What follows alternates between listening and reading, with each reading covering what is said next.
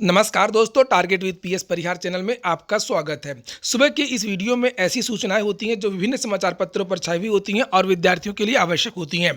तो आइए शुरू करते हैं और देख लेते हैं कि आज की इस वीडियो में ऐसी कौन कौन सी सूचनाएं हैं। तो वीडियो को जल्दी से लाइक कर दें, शेयर कर दें। जिन छात्रों ने चैनल को अभी भी सब्सक्राइब ना किया हो तो जल्दी से सब्सक्राइब कर लें। सबसे पहली सूचना है जूनियर हाई स्कूल शिक्षक भर्ती का विज्ञापन। कल प्रदेश के 3049 अशासकीय सहायता प्राप्त एडेड जूनियर हाई स्कूल के लिए शिक्षक भर्ती का विज्ञापन गुरुवार को जारी होगा। प्रधानाध्यापक के 390 व सहायक अध्यापक के 1504 सहित कुल 1894 पदों पर चयन लिखित परीक्षा से होगा। दोनों की परीक्षाएं अलग अलग होंगी। 2.5 घंटे की परीक्षा में 150 सवाल पूछे जाएंगे।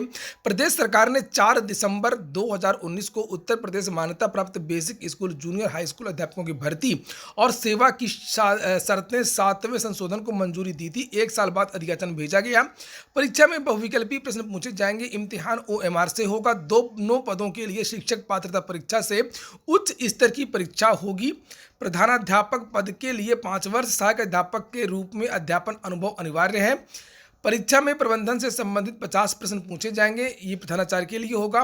उत्तर प्रदेश मान्यता प्राप्त बेसिक स्कूल अध्यापक भर्ती व सेवा नियमावली 1978 7वां संशोधन के अनुसार मेरिट तैयार की जाएगी। जिस तरीके से मैंने आप लोगों को बताया था कि एकेडमिक के नंबर 40%, 60 नंबर जो परीक्षा होगी, लिखित परीक्षा होगी 150 नंबर की, उसके नंबर जोड़े जाएंगे, उस तरीके से मेरिट बनेगी। शासन ने पिछले दिनों आवेदन लेने के समय सारणी भी घोषित की थी। इसमें बदलाव भी हो सकता है। ज्ञात हो कि ऑनलाइन आवेदन 22 तारीख से शुरू होने के निर्देश हैं और अभी भी बहुत सारी जो चीज़ें हैं उनके उत्तर नहीं मिल पाए हैं। और जब इसका जो संशोधित विज्ञापन जो जारी होगा जूनियर हाई स्कूलों की भर्ती का, बहुत सारी जो चीज़ें हैं तभी क्लियर हो पाएंगी। जैसे कि विषय का चयन कैसे करना है और एक ही पेपर में समान अध्ययन या विषय आएगा या दोनों पेपर अलग अलग होंगे। बहुत सारी जो ऐसी चीज़ें हैं जिनके जवाब विज्ञापन आने पर ही स्पष्ट हो जाएगा। एक बात मैं आपको और बता दूं कि इस चैनल के माध्यम से आप लोगों को जूनियर हाई स्कूलों की जो भर्ती हो रही है इसमें जो समान अध्ययन का पेपर आएगा और चूंकि GIC लेक्चरर की भी भर्ती हो रही है उसमें भी समान अध्ययन का एक भाग है। इस सभी समान अध्ययन के लिए एक कंबाइंड कोर्स YouTube में बिल्कुल निःशुल्क चलेगा। बहुत जल्द जो है टीम आपके लिए लगातार मैराथन क्लास रोज हिस्ट्री, ज्योग्राफी और पूरा GS आपको YouTube में ही देखने को मिल जाएगा। तो 1 या 2 दिन में जो ये क्लासेस हैं वो शुरू हो जाएंगी। बहुत सारे विद्यार्थी ये मांग कर रहे थे कि वो ग्रामीण पृष्ठभूमि के जो छात्र हैं और वो इलाहाबाद आ नहीं सकते हैं या लखनऊ जा नहीं सकते हैं, इसलिए अब उनको YouTube में ही पूरी जो क्लासें पूरा का पूरा कोर्स GS का जो है वो उपलब्ध करा दिया जाएगा। और याद रखिएगा कोर्स पूरा करवाया जाएगा और पूरी तरीके से निःशुल्क भी रहेगा। अगली सूचना है उत्तर प्रदेश लोक सेवा आयोग की PCS 2019 का परिणाम तैयार, रिजल्ट जल्द। प्रदेश को नए PCS अफसरों की सौगात जल्द मिलने वाली है। उत्तर प्रदेश लोक सेवा आयोग ने PCS 2019 का परिणाम तैयार कर लिया है। जरूरी कार्रवाई करके परिणाम 20 फरवरी तक जारी होने की उम्मीद है। इसके मद्देनजर आयोग अपने कार्यों को तेजी से निस्तारित करा रहा है। इसके साथ ही PCS 2020 मुख्य परीक्षा की कापियों का मूल्यांकन भी जारी है। इसका परिणाम भी फरवरी महीने के अंत तक जारी किया जा सकता है। UPPSC ने PCS 2019 के तहत 474 पदों की भर्ती निकाली है। इसमें 388 पदों के लिए 28 जनवरी से 4 फरवरी तक लगातार साक्षात्कार लिया गया था। साक्षात्कार के लिए 811 अभ्यर्थी सफल हुए थे, जबकि 7 दिनों तक हुए साक्षात्कार में 808 अभ्यर्थी शामिल हुए थे। साक्षात्कार खत्म होते ही आयोग में अंतिम परिणाम जारी करने की प्रक्रिया शुरू कर दी गई थी। तो PCS की अगर बात करें, उत्तर प्रदेश लोक सेवा आयोग की अगर बात करें तो उत्तर प्रदेश लोक सेवा आयोग ने अपने परीक्षा कैलेंडर को सुधार लिया है और बहुत सारे जो परिणाम हैं वो जारी कर चुका है। कुछ परिणाम बचे हैं वो जारी होने वाले हैं। परीक्षाएं भी लगभग पूरी संपादित हो चुकी हैं। अब उत्तर प्रदेश लोक सेवा आयोग से जो है वो नई भर्तियों के लिए विज्ञापन जारी होंगे और नई भर्तियों के लिए परीक्षाएं शुरू होंगी। अगली सूचना है TGT PGT की। TGT PGT के बारे में बहुत सारे विद्यार्थी इंतजार कर रहे हैं। इसके बारे में मैं कल एक डिटेल्ड वीडियो शाम को बना चुका हूं कि जो मामला था तदर्थ का, जिसकी वजह से ये जो भर्ती है वो रुक गई थी, इसका जो विज्ञापन है वो वापस ले लिया गया था और वो जो विवाद है वो सुलझ गया है। TGT PGT के बारे में जानकारी ये मिली है कि 25 फरवरी के आसपास या 25 से 30 के बीच में TGT PGT का जो संशोधित विज्ञापन है वो जारी हो जाएगा। जीव विज्ञान के अभ्यर्थियों को शामिल कर लिया गया है, लेकिन कंप्यूटर विषय के जो जो विद्यार्थी हैं जो लगातार पूछ रहे थे, इस पर अभी कोई निर्णय नहीं लिया गया है। यानी कि कंप्यूटर जो विषय हैं बीटेक वाले, उन छात्रों को कंप्यूटर विषय जो है वो शामिल नहीं किया गया है इस विज्ञापन में। अगली सूचना है, सेवा योजन पोर्टल से बेरोजगारों को घर बैठे पूरी होगी नौकरी की तलाश, स्वामी प्रसाद मौर्य।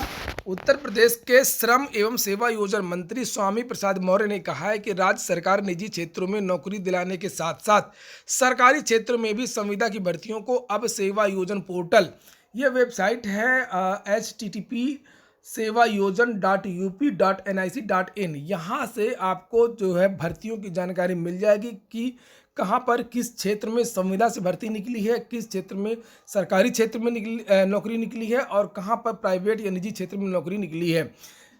लिखा है कि sevayojan.up.nic.in के माध्यम से करेगी और इस पोर्टल पर बेरोजगार अपना रजिस्ट्रेशन करा करके योग्यता के अनुसार आसानी से नौकरी पा सकेंगे। यह भी कहा कि इस पोर्टल से घर बैठे पता चल जाएगा कि सरकारी एवं निजी क्षेत्रों के लिए आ रही भर्तियों के लिए योग्यता क्या है। उन्होंने कहा कि प्रदेश सरकार ने प्रवासी श्रमिकों को रोजगार दिलाने के लिए उत्तर प्रदेश कामगार एवं श्रमिक सेवा योजन एवं रोजगार आयोग का गठन किया है और इसके माध्यम से श्रमिकों को उसकी कार्यकुशलता के आधार पर रोजगार दिया जा रहा है।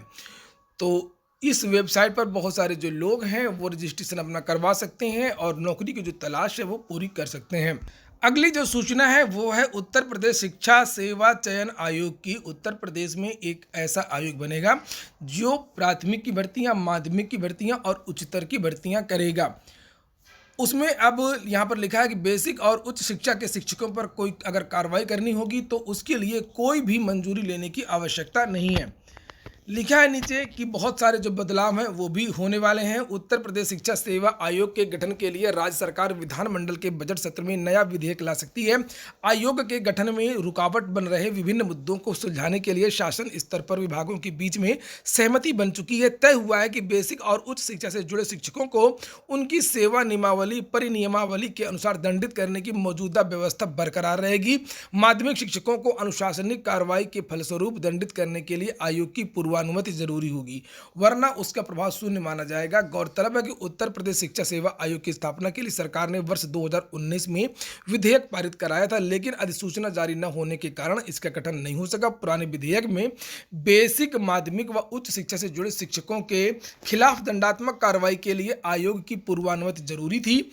आयोग के गठन में आ रहे गतिरोध को दूर करने के लिए पिछले हफ्ते उत्तर प्रदेश के मुख्यमंत्री डॉक्टर दिनेश शर्मा की अध्यक्षता में अंतर विभागीय बैठक हुई थी। बैठक में सहमति बनी कि उत्तर प्रदेश शिक्षा सेवा चयन आयोग परिषदीय प्राथमिक स्कूलों के सहायक अध्यापकों व प्रधानाध्यापकों, सहायता प्राप्त जूनियर हाई स्कूलों के शिक्षकों, प्रधानाध्यापकों, राजकीय हाई स्कूलों के LT ग्रेड शिक्षकों व प्रधानाध्यापकों, राजकीय इंटर कॉलेजों के प्रवक्ताओं, अशासकीय सहायता प्राप्त माध्यमिक विद्यालयों के LT ग्रेड शिक्षकों, प्रवक्ताओं और प्रधानाध्यापकों, प्रधानाचार्यों, सहायता प्राप्त डिग्री कॉलेजों के प्रवक्ताओं, प्रधानाचार्यों का चयन करेगा। मैं कुल मिलाकर के अध्यापकों की जितनी भी भर्तियां होती हैं पूरे उत्तर प्रदेश में, पूरी की पूरी भर्तियां अब शिक्षा सेवा आयोग ही करेगा। उत्तर प्रदेश शिक्षा से नीचे लिखा कि राजकीय इंटर कॉलेजों के प्रधानाचार्यों की भर्ती उत्तर प्रदेश लोक सेवा आयोग करेगा। बस इस पर भी सहमति बनी कि शिक्षण संस्थाओं के शिक्षणेतर कर्मचारियों का चयन आयोग से कराने के बजाय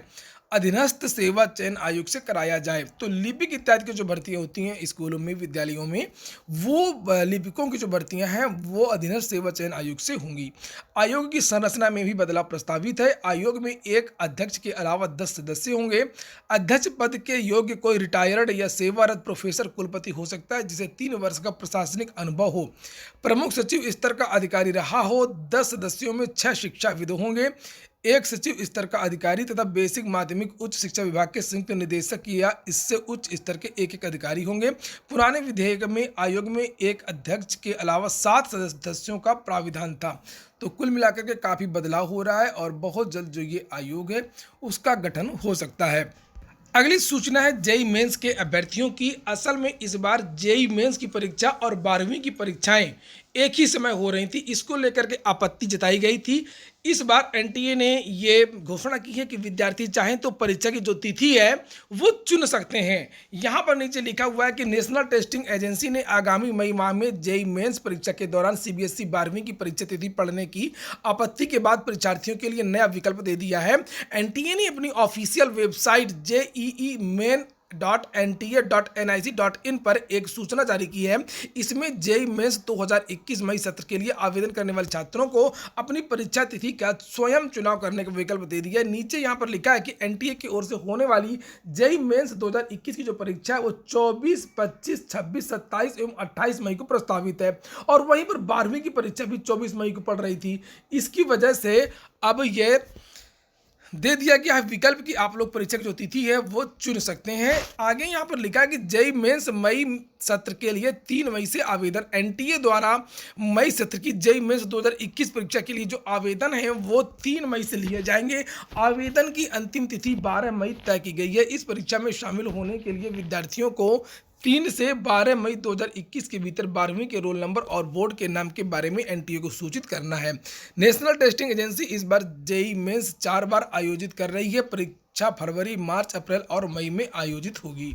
ठीक है दोस्तों, ये हो गया आज का वीडियो अगर आपको अच्छा लगा हो, आपके काम का हो तो लाइक अवश्य कर दिया करें। जो छात्र शेयर कर सकते हो तो शेयर भी कर दिया करें। पूरा वीडियो सुनने के लिए बहुत बहुत धन्यवाद।